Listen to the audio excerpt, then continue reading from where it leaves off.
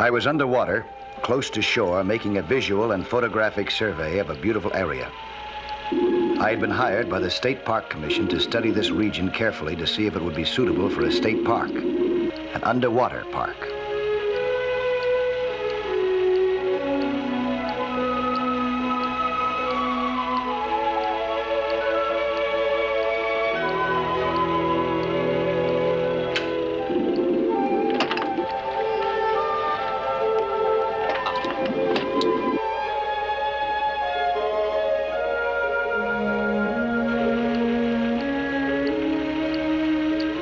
Though it was the time of year when the water was the least clear, I was still getting excellent film of the scenery and the marine life. In fact, I soon used up all the movie film that I had with me.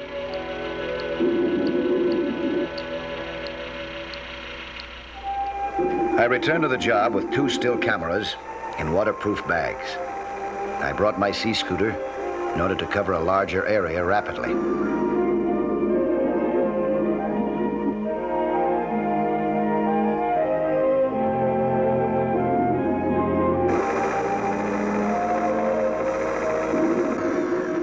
The more I saw of this underwater paradise and its inhabitants, the more enthusiastic I became. I noted interesting varieties of abalone.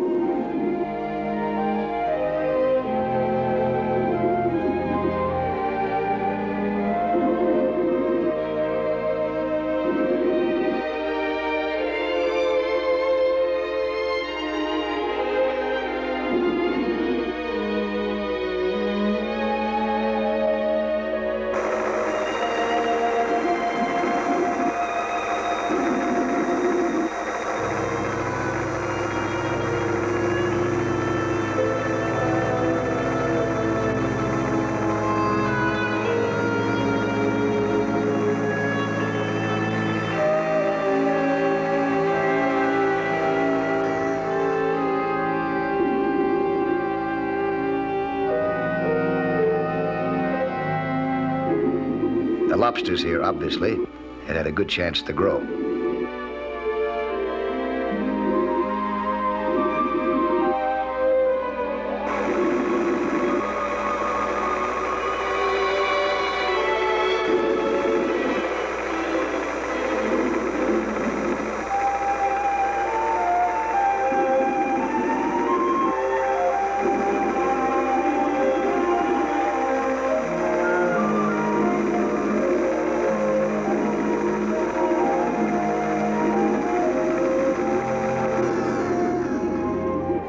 Schools of unusual fish were plentiful. They maneuvered like a well-trained corps de ballet.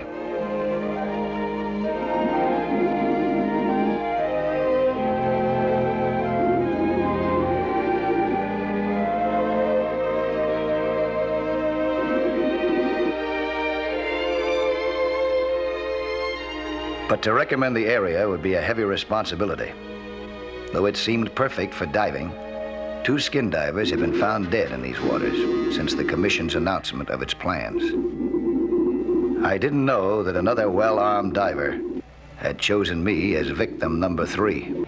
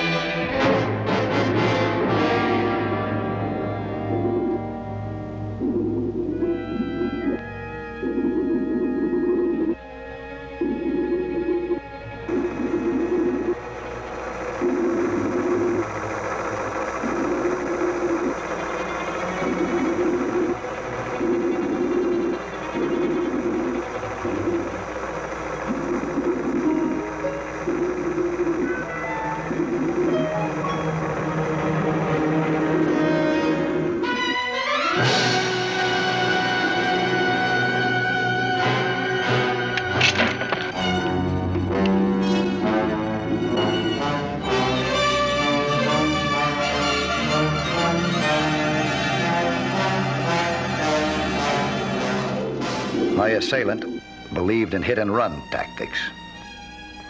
I had to get out of there before he could hit again.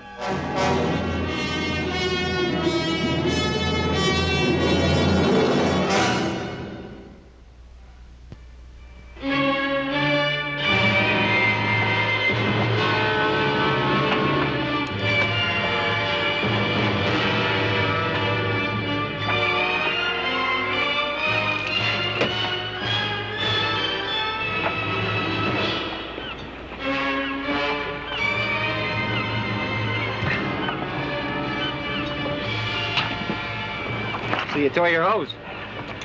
No. It was ripped by that thing. Almost ripped me. Well, where the devil would a thing like this come from? Somebody shot it at me. You're kidding. No. Did you see him? No. It's just his back as he swam away. Look at that thing, huh? You know what that is? That's a swordfish, Bill. Fitted over the end of a regular spear. Boy, that's way out.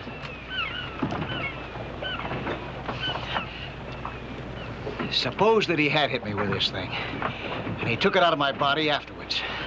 How would you have thought that I'd been killed? Well, I figured you tangled with the swordfish and came out second. That's right. I'm gonna go back down there. Here.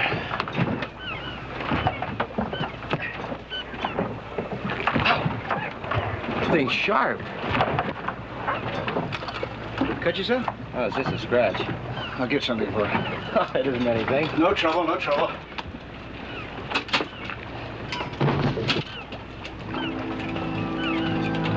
Hey, you all right, boy? I don't know, Mike. All of a sudden, I feel awfully woozy.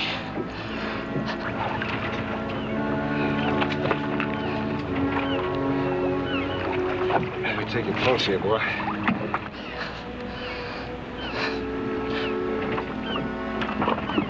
Hey, that thumb of yours is really swelling.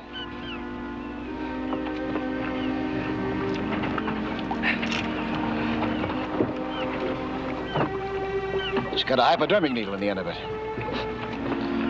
Suppose it's poison?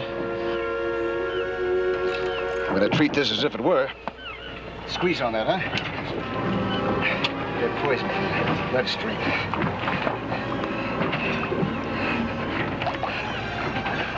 Get you to a doctor right away, fella.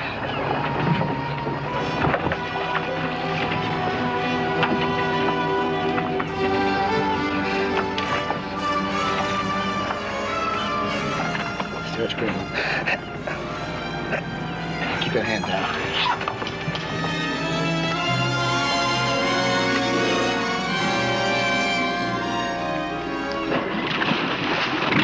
I raced Billy to a hospital. It was lucky that I did.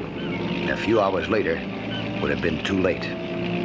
Meantime, I made a confidential visit to a friend of mine, Captain McMurty of the state police. You were right, Mike. The lab report confirmed that the needle in the end of this spear contained poison. Uh-huh. Well, now, what about those other two divers? The ones whose bodies were found?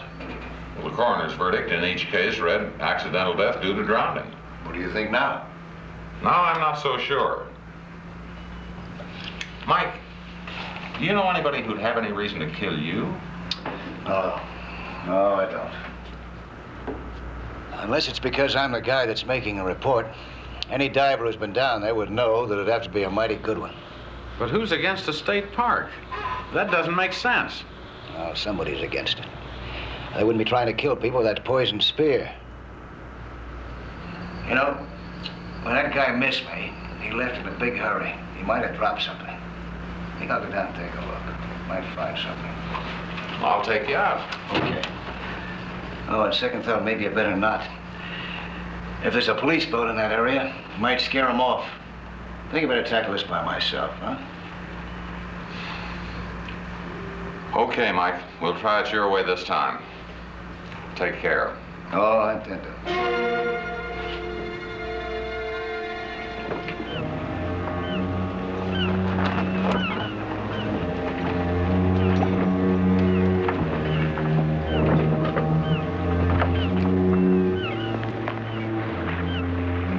McMurty's fears were not groundless.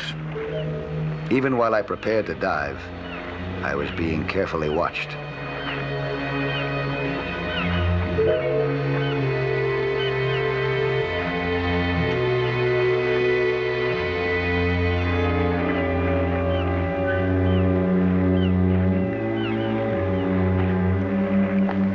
I started with the area where I had last seen the attacker disappearing.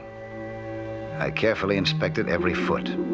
If anything at all was to be found, a torn piece of rubber, a discarded bottle, a swim fin, or whatever, I was determined not to miss it.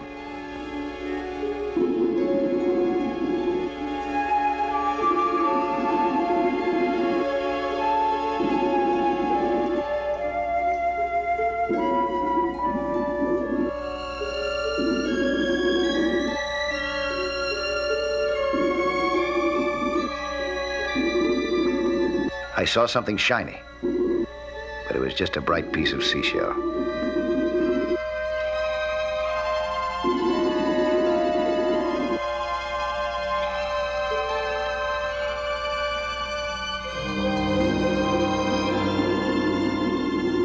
Each time I moved on, I was careful to watch everything around me. I checked the surface too, but I guess not often enough.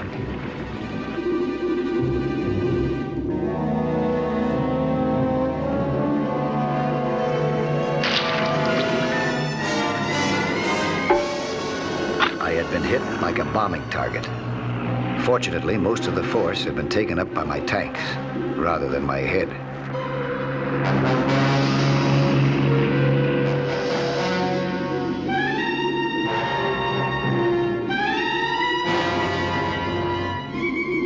I looked over the anchor, which had almost taken my life. It had no special marking or anything else that might make it identifiable. When I looked up again, there was nothing in sight.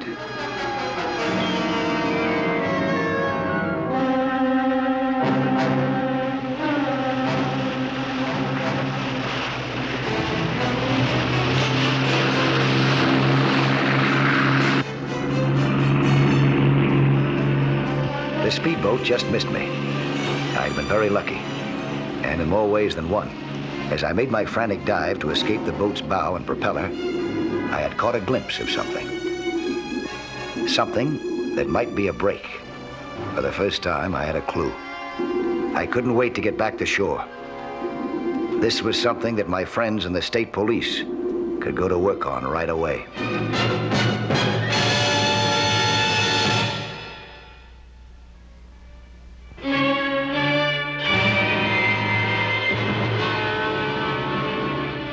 When that boat tore off, there was a strip on the bottom of it that was a different color from the rest of the wood. I'm sure that it was a recent repair job. But to check every boat repair establishment in a way that wouldn't arouse the suspicions of the people we're looking for would take a couple of weeks. Well, that's not good. I'll do the checking. From underwater, looking up. I'll check every single boat mooring around here as far as I can go. No, Mike, I can't let you operate on your own this time. I won't have to operate on my own. Well, I'm not going to agree to anything until I find out what you have in mind. You'll be able to locate me the same way that the Navy finds its missiles that fall into the water. Keep on talking. There's a radio device that fits into the nose cone. Here, show you how it works. Can I use this? Yeah, go ahead. All right. Now, there's the nose cone. The device fits into a little capsule here right next to a small hatch. When the missile hits the water, the device is released, it surfaces, and sends out a signal that the crash boats can home on. Can you get one of these radio things? Well, I'm pretty sure I can. Take me about 6 hours to adapt it, though. Okay, Mike. Go ahead and get one. We're in business. My search was long and tiring, but I checked every boat that I could find for miles around, from below, where I could spot that telltale strip of repaired bottom. Just to be sure, I rehearsed the use of the radio device.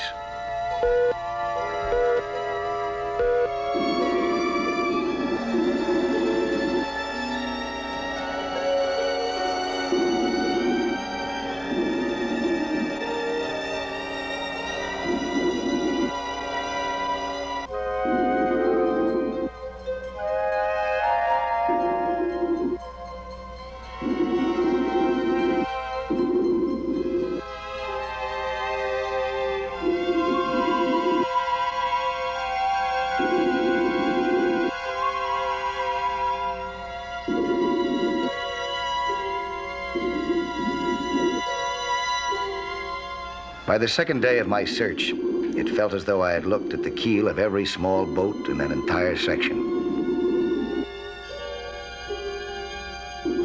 I had just about marked off every mooring location on the map. There were very few places left.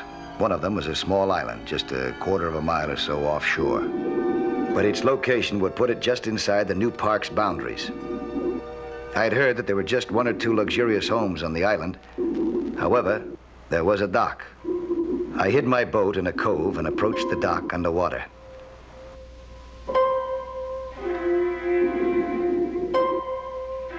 I heard a motor and surfaced to see a cruiser making for shore.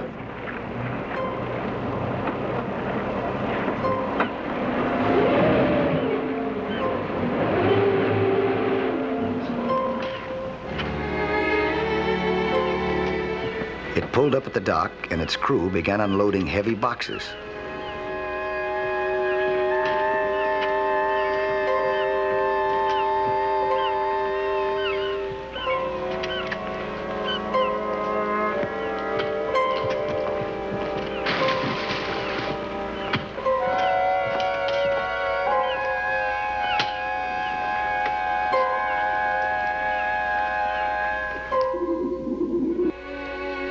While they were working, I slipped in under the boat for a look at the hull.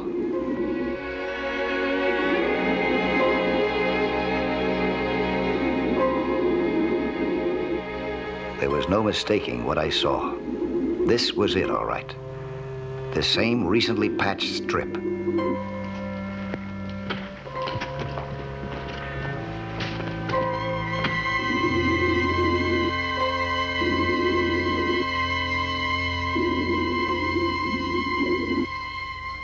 Then I saw something lying on the bottom. It was a crate just like the ones being unloaded. My guess was that it had fallen overboard. From the looks of it, not long before.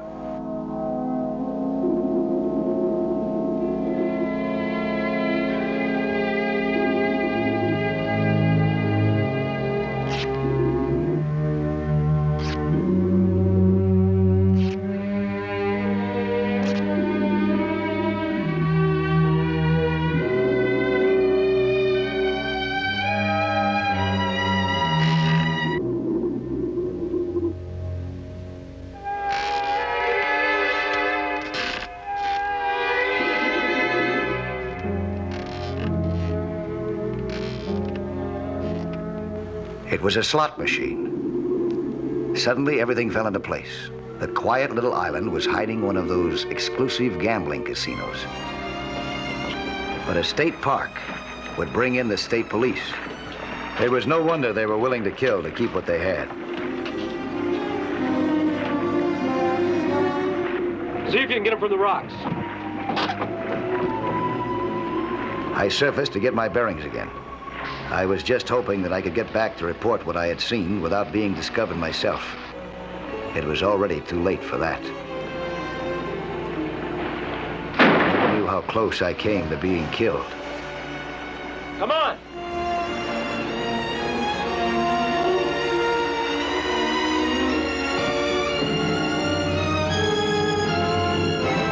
Come on out, you guys. I got a job for you. When I heard the boat starting up again, I checked to see where it was heading.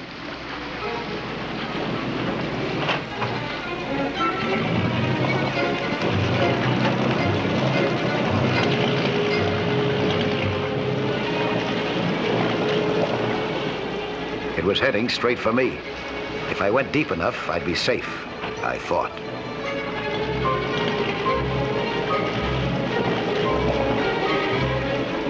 But I still had plenty of air for a long dive and my radio signal device to get McMurdy.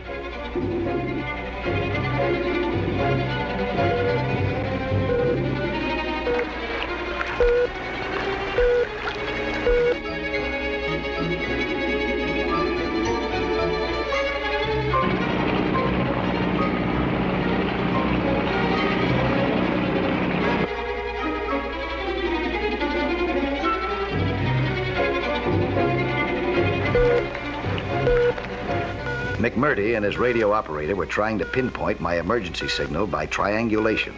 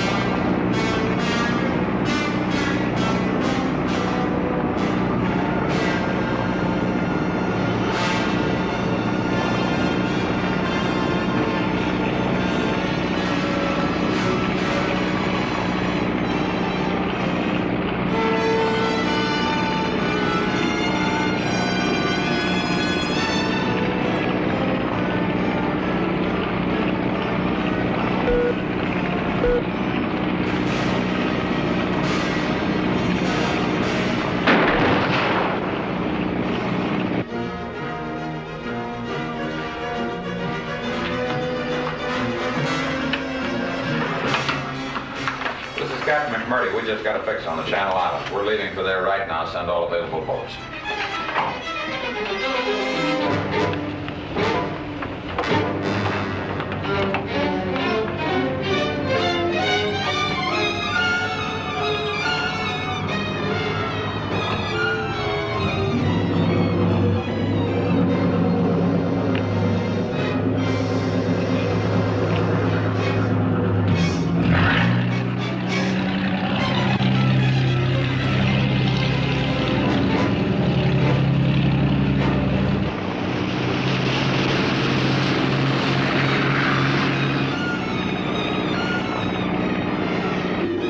I was confident that as long as I stayed close to the bottom, I was safe.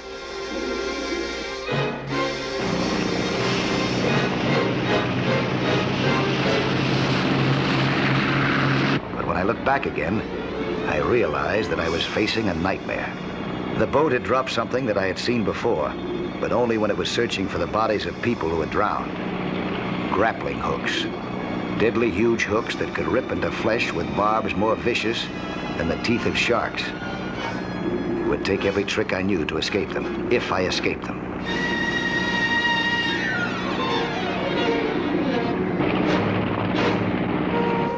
I was tiring rapidly, losing the agility that I needed to evade those hooks. I was barely escaping them now. I couldn't keep it up much longer, and I knew it.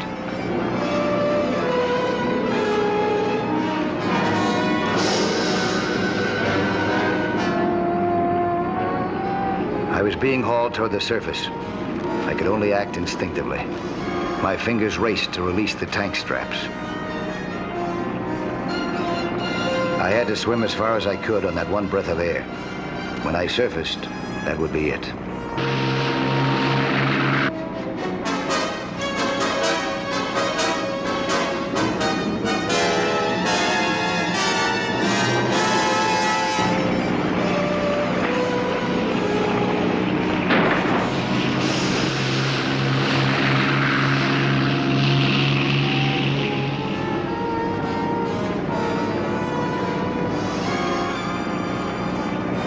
I swam until I could stay down no longer.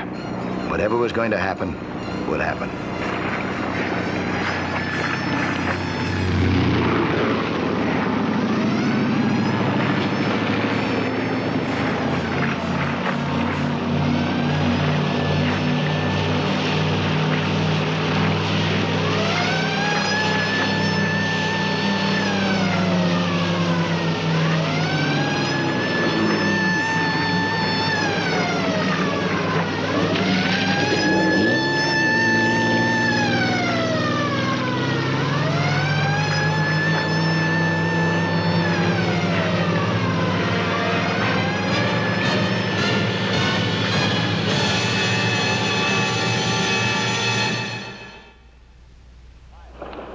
Hi, I'm Lloyd Bridges, inviting you to join us for another action-packed story of underwater adventure 1 week from today.